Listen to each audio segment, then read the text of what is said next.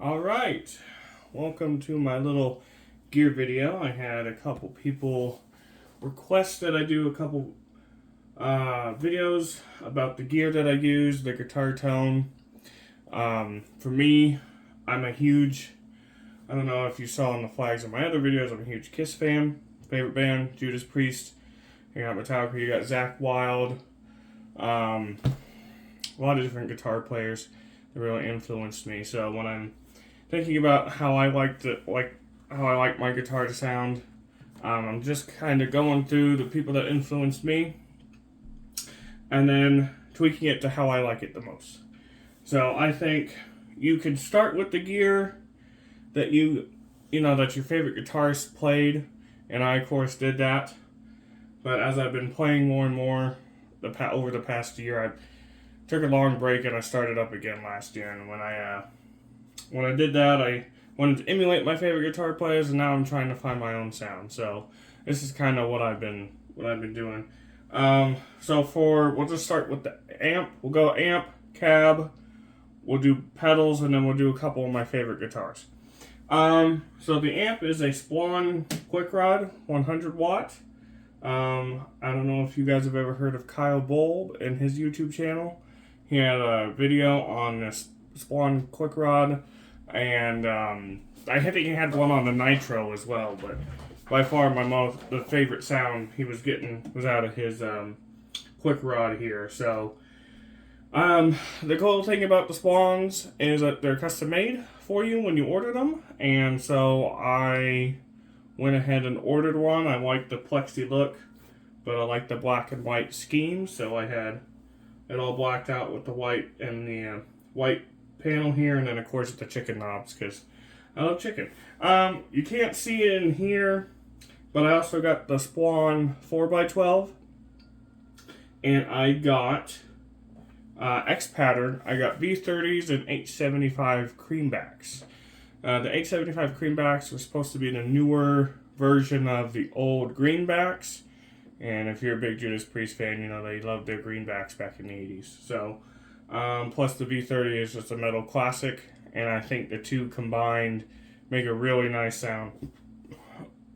Unlike most, so I know there's a lot of people with different speakers, this and that. So starts with the amp, goes into your speaker cab. That's really important. The speakers that you have is going to give you the different sounds that you want. And I don't have it very loud in the room, obviously, but I am working on getting a different setup for recording through my audio interface. So I have an audio interface, and I have a Shure mic SM57, and I'm working on going to start recording through that. So it's not just off my phone. So expect better quality videos of my mediocre playing in the future. But let me get my pedal board. It's right behind me. I unwired it from the amp, but I'll show you kind of how I had it wired here in a second.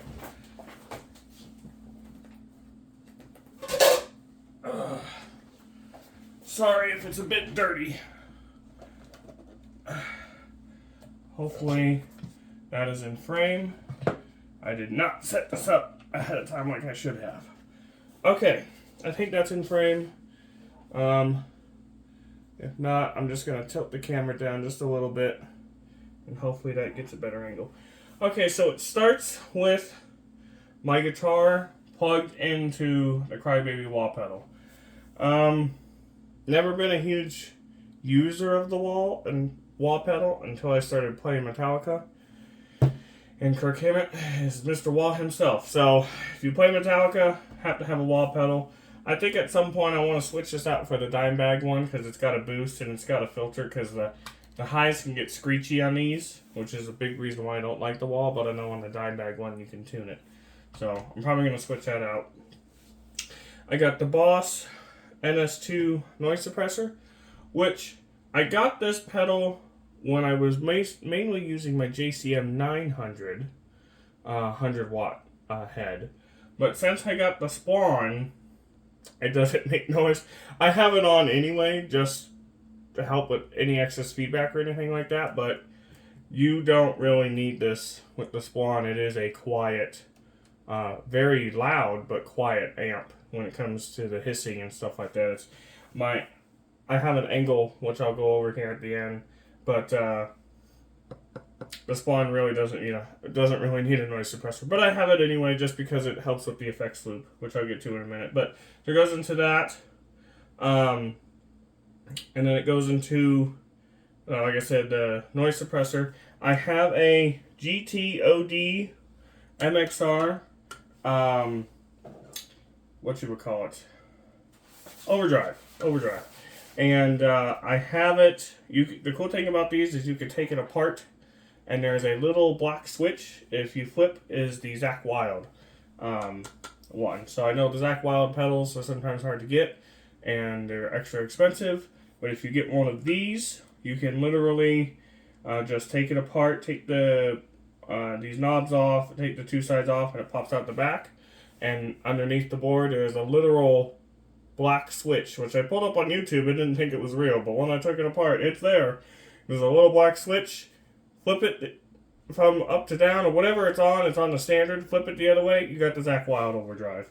Like I said, big Zakk Wylde fan, so I did that. Trying to think. And then I have my effects loop set up here. So I'm not exactly sure how I did this, but I have it all wired, and the cool thing about it is I labeled on the pedal 1, 2, and 3, and then I have my chords labeled 1, 2, and 3. Because one of these, this is to the guitar. I believe this is to the amp, the front of the amp. Goes out of the overdrive into the front of the amp. And then you've got the send and return. I can't remember which is which, but I have the chords with a piece of duct tape and it labeled. So the biggest thing is once you have it set up and you get it working, label everything so that when you take it apart and you bring it somewhere, you can put it back together and get it just working. I also have the MXR micro chorus, which if you're a Judas Priest fan, you gotta have this. There's just so many songs that use the micro chorus, especially when they play live. I mean, Richie Faulkner, who's the lead guitarist now, he pretty much has it on all the time when he's playing live. So if you're wanting to get a specific sound for Judas Priest, especially Screaming for Vengeance, that entire album they use in a micro chorus. So if you're playing along with the song and it just doesn't sound exactly right, throw one of these on, you'll get that tone. I of course got the MXR Phase 90. As you can see, I'm a big MXR fan. And my friend says, "Oh, you must love Eddie Van Halen because MXR," but he's a great guitarist, one of the best of all time, but he wasn't really an influence on me. But the Phase 90, I don't really use this that much. There's a Kiss song, Rocket Ride, that I like to play, and it uses this uses a phaser, but a phaser is always good. If you're just messing around or playing around, you can kind of change that tone, and that's fun. And of course, I have a Boss DD8 digital delay. I have this because I was playing Victim of Changes, or I was learning Victim of Changes, and it has a really cool delay part in the song, but it's always good to have a delay. And I use it, right now I have it set up for Touch of Evil. There's a beginning part in solo, where it's like a harmonic and a whammy bar and delay, and it sounds really cool. But that's kind of how I have that set up. The knobs, I copied Richie Faulkner's setting for the noise suppressor, and for the digital delay, I pretty much just copied that. These, I just kind of put them in the middle for the settings. Of course, you could just move it around on how you like it. And then with the overdrive is one that kind of takes tuning, because too much is not good, and too little, it'll sound flat. So what I recommend is getting the amp set up how you like, and then throw on if you're going to use an overdrive, throw on the overdrive, and then tune the knobs on, put everything to half, or I have the output all the way, the gain almost off, and the tone, almost, way over half, 75% almost. But just kind of mess around with it. Different amps. I have another one of these pedals on my JCM, a 900 in the other room, and the settings are a little bit different for that amp. So every amp's going to be a little unique on that. But that's kind of my pedal board. I've got room. This is my power supply I got off Amazon, nothing special. So it's a fun little project that I made with my dad and Velcro and stained it, and it's got a lid so I can take it with me. So it makes it very handy. And I do have room for extra pedals. I can move the power supply over. I can put more pedals on. I can fit, if I squeeze these down, I could fit another 1 or 2 down here. So I'm probably looking to get a couple more pedals pretty soon. I'm not exactly sure what pedals I want to get next, but definitely if you're playing older classic heavy metal and stuff like that, some of these pedals are very useful to have. So nothing crazy there.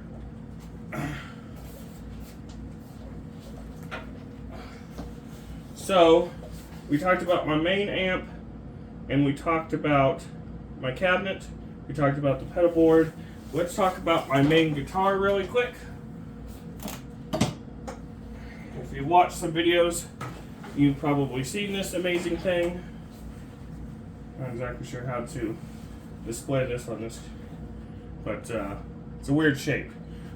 This is my Atomic Guitar Works custom made, I guess Glenn Tipton tribute guitar, if you want to call it that. And try to get most of it in the frame here. The reason I love this guitar is, I think, one, it's got to look cool, right? So, looks cool. Oh, I think my camera's still tilted down a little bit. Hope that's better. One, it looks cool, so you got to have the cool factor, right?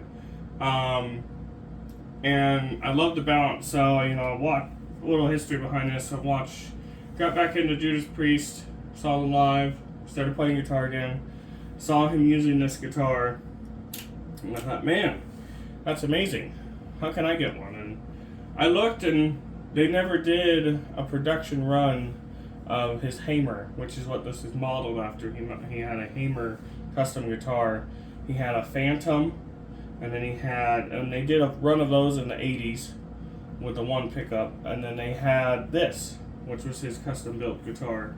And back in 1990, the Painkiller tour is when he debuted these guitars. And he's been using them ever since, and I went, that's amazing, so I want one. And luckily I found a local builder that was willing to take on the project with no schematics, no drawings, no close-up pictures, no measurements of any kind, and nor could we see one in person. So it was a interesting road to get this made, which if you stay tuned to the channel, you'll see another one, but with my spin on it. So this one was modeled after his, the black and white. I had my logo put on the front of the guitar. It's not hit my painting here. I'm not sure if you can see that or make that out, but had my logo put on the front of the guitar. I did use the Glenn Tipton Vengeance pickups, and I used the Kaler, just like his guitar was.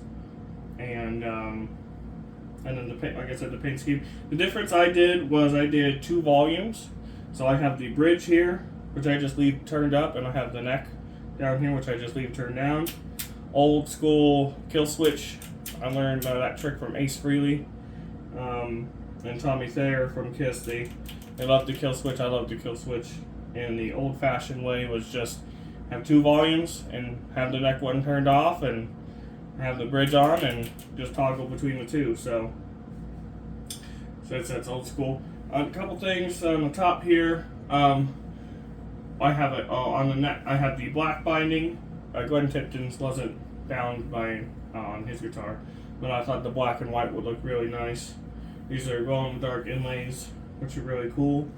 Of course, the Floyd Rose locking nut and bar here, and I have on the back here at the top. I have hip shot locking tuners. You're saying, why do you need locking tuners when you have a locking nut? For one reason and one reason only: easy string changes. Every guitarist's sometimes fun thing to do and most frustrating thing to do is to change guitar strings. And if you have locking tuners, it makes it so much easier. All you have to do is loosen them up, unwound, pull it right out, put the new one in, tighten it down, and cut it. I mean, no more whine, and try to feed it through. None of that nonsense. They add a little extra weight, but with the hip shot ones, they're open gear, so they relieve some of that weight. And then I also got the Floyd Rose thing here. I think I got it from Sweetwater, where you could put the tools here. But I know it's made for a Floyd Rose, but this is for the locking nut. So if I need to change strings, or if I need to change a tuning or something like that, I can use that bolt to unlock the locking nut. Now I'm banging my guitar everywhere. A couple things on the back. Like I said, it's a K-Wear, so it doesn't use a traditional spring system like a Floyd Rose does. We tried to keep the cavity as small as possible for the weight. I do have this lovely Anthology leather guitar strap that my friend customized and put this lightning bolt on for me. So thank you if you're watching. He has his own YouTube channel.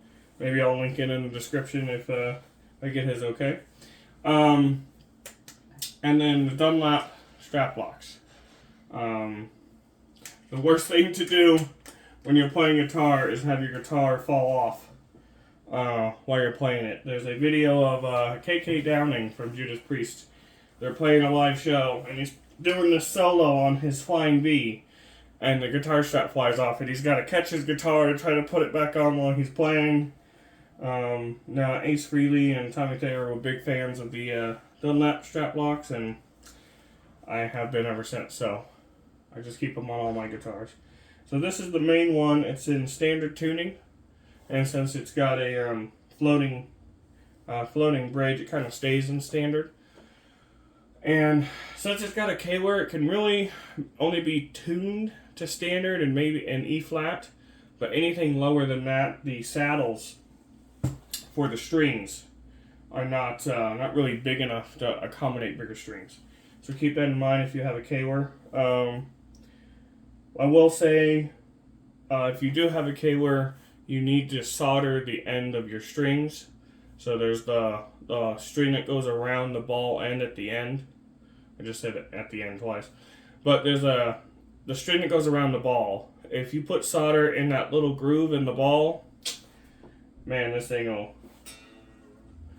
stay in tune. And again, thank you to my friend who does that for me, and with the guitar straps. Thank you again. My other main guitar that I use, if you see me play the Kiss videos, is going to be the famous Budokan Les Paul, Ace Frehley Budokan Les Paul. Not sure I can get a good view there. Try to get out of the way. But beautiful guitar. I had the Gibson many years ago and sold it, and I regret that. But the Ace Frehley Budokan Epiphone Les Paul, it's a great sounding guitar. It's his model. And I had it wired a little different. Can't remember how it came wired. But if you play a lot of Kiss stuff, and there's more musicians that do it, but Ace Frehley is very big and known for doing the kill switch. Like I was saying on that guitar, I had it that way because I like the kill switch too, but he's very big in kill switch, and again, a lot of guitarists are.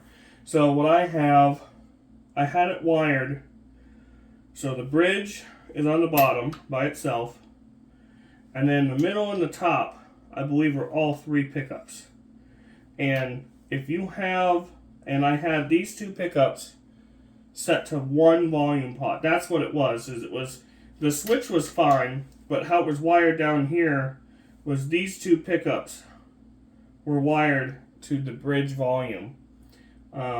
factory, I believe. So I had it switched so the bridge volume is only the bridge, and this volume controls these two pickups, the middle and the front. And so with that turned down all the way, I can go to that middle position and get the kill switch I'm looking for. I have another Ace Frehley Epiphone with his lightning bolts and his face on it and everything. That one's kind of old and the frets are kind of worn out, so I don't really play that one that much. Maybe if you guys want to see it, I can bring it out for a video. But that one is wired original, and to get the kill switch on that one, you have to go all the way up and then down, which I kind of find. I mean, if you're in the heat of it, maybe, but I like doing the fine little tapping, and to do that, you got to get that middle position. Just a quick tap is a really cool effect, and you can't do that if you got to go all the way up and all the way down. So that's why I had this one changed to the wiring I did, so that I could get that cool tapping that he does. Plus, I like it too. And then, other than that, I really didn't change the back. Actually, there's a nice, really cool figurine here. Nothing. I mean, I did put the Dunlop strap locks on. Like I said, on all my guitars have those. I haven't done anything else. The strings that I use are NYXLs. For standard tuning is 9 to 46. For E flat is 10 to 46. I have that LTD Blue V in D standard, and I use the Ernie Ball Papa Het guitar strings on that one. 11 to 50, I believe, for standard D tuning. And then my Gibson Les Paul, my black one is tuned to drop C sharp, and that is for Powerwolf songs. And that one is tuned, like I said, tuned to drop C sharp, and that one has 10 to 52 NYXLs. So these are the two main guitars that I use in pretty much in all my videos. I have a Tommy Thayer Epiphone Silver Sparkle guitar that you guys will see very soon, because I am working on another song either today or tomorrow, and if I have time, I might be able to get that uploaded. We'll see. So those are those guitars. Like I said, I do have my Angle. This is a Angle Special Edition. Hopefully you can see it in the camera there. I'll turn the camera just a little bit. This is an Angle Special Edition. The older one. I know they just re-released one, but this is the older one here. And it sounds amazing. I really like it. And I have it on a Marshall 1960B cab. And it has T75s and V30s in an X pattern. So I did switch two of those speakers out. I don't really use it that much because I got the Spar. And I find that the effects loop is kind of strange on it. I'm not sure if it's not working properly or if there's 1,000 knobs and switches on the front and on the back, so I'm sure I'm probably doing something wrong. But if you're not using the effects loop, it sounds amazing. And I think I used it for the Powerwolf songs because in a drop tuning it sounds really good at that. So I think that's pretty much it. When it comes to the gear and the stuff that I use, like I said, that's pretty much everything. I do have some other guitars. I have the SG, that's a Glenn Tipton SG model people have talked about. And I know people liked. And that's just the Glenn Tipton one with the red Vengeance pickups. So that was a signature model that he had with a Kaler. And then I have one I did Beyond the Realms of Death. It's a Schecter with the blue finish and a Floyd, and that one's tuned to E standard also. And that's kind of like my living room guitar. But yeah, if you guys have any questions on any of the gear that I use, if you want more in depth on the guitars or amp settings or stuff like that, you can always just post in the comments and let me know. And with that, have a good day.